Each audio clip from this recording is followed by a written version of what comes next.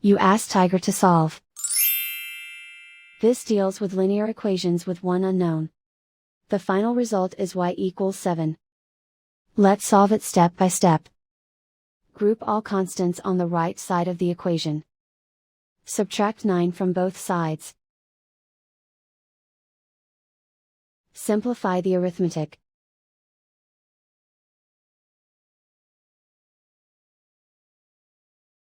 Isolate the y. Divide both sides by 6. Simplify the fraction.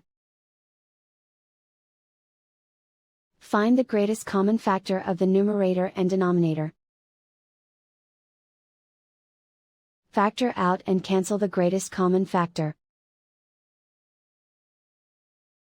And so the final result is y equals 7.